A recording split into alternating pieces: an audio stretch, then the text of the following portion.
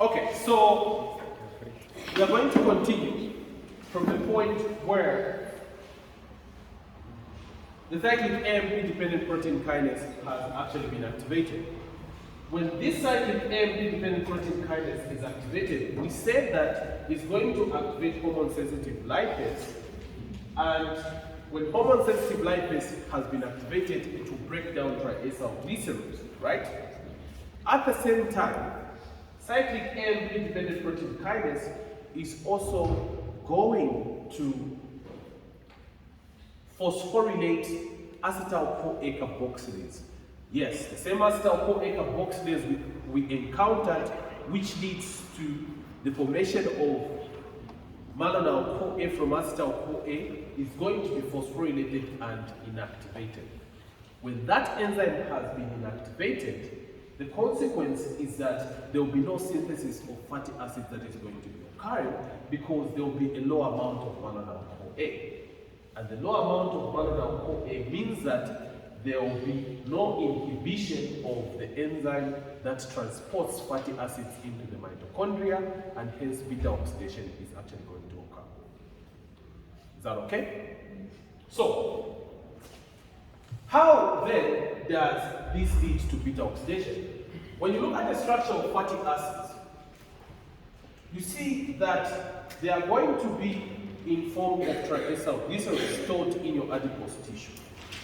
And hormone-sensitive lipase is actually an enzyme found in the adipose tissue.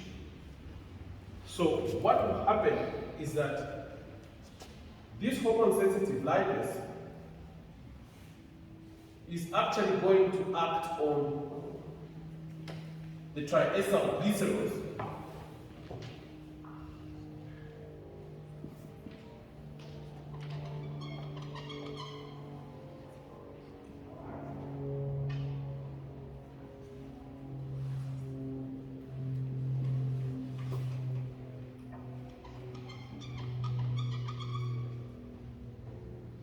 So let's say this is a triacylglycerol.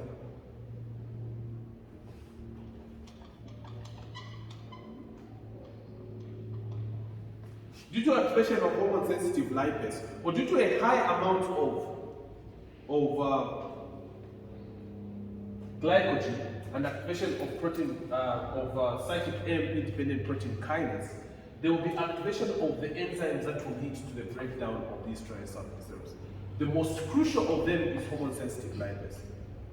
There's another enzyme called adipose triacylglycerol lipase, which is probably the first one that will be activated. Adipose triacylglycerol lipase is actually going to remove one fatty acid from a triacylglycerol, leaving it into a diacylglycerol. So the first thing is adipose triacylglycerol lipase is going to remove the first fatty acid. This comes off, and it's a lipase, so it will use water to remove the first fatty acid. And then it's on the diacylglycerol that the role of hormone-sensitive lipase will come in.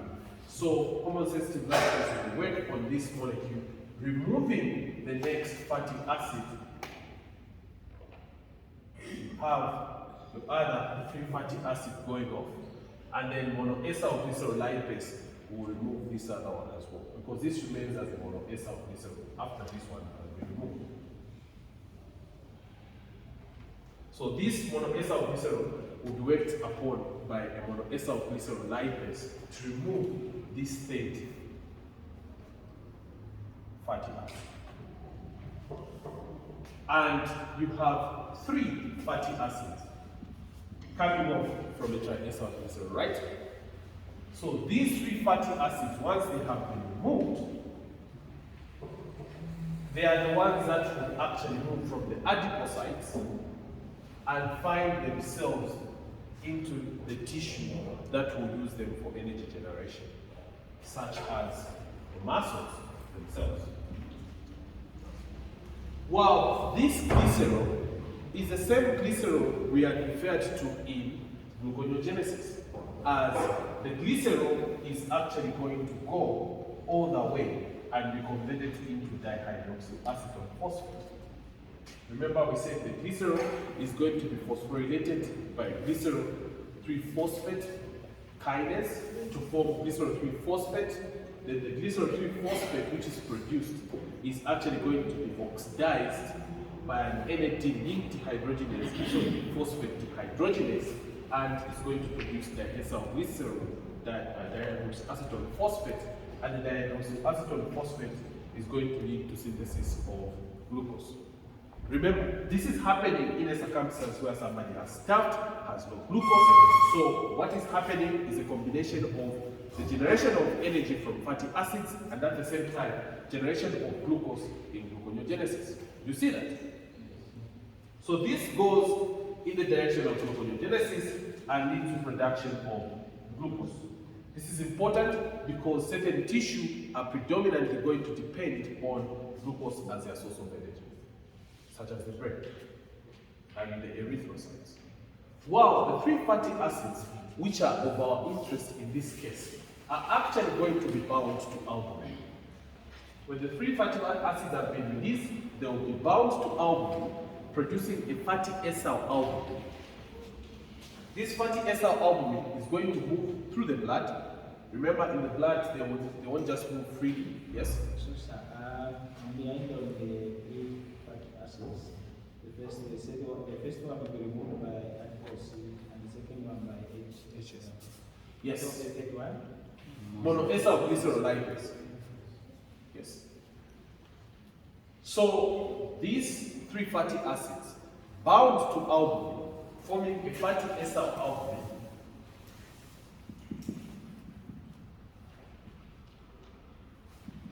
Will be transported in the blood and they'll move all the way to the muscles.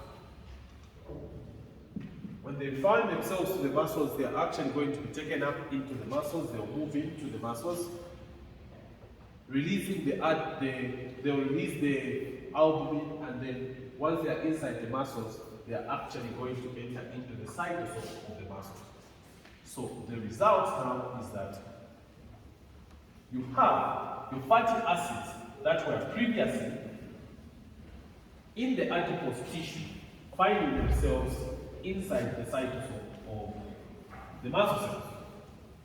And there, these 3 fatty acids are actually going to undergo the process of beta oxidation. So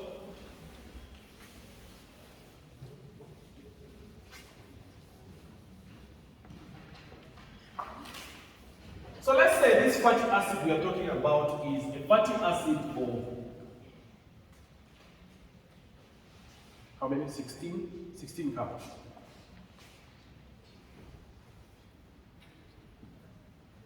CH3, CH2, CH2, CH2. Let's put this 1, 2, 3, 4,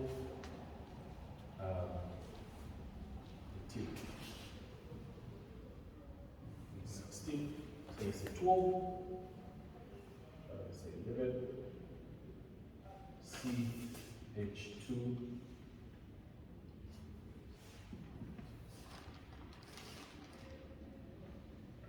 this is going to be, let's say this is your fatty acid. This is 1, 2, 3 plus 11, which is going to be 14, 15, 16, right? So let's say this is palmitic acid, right?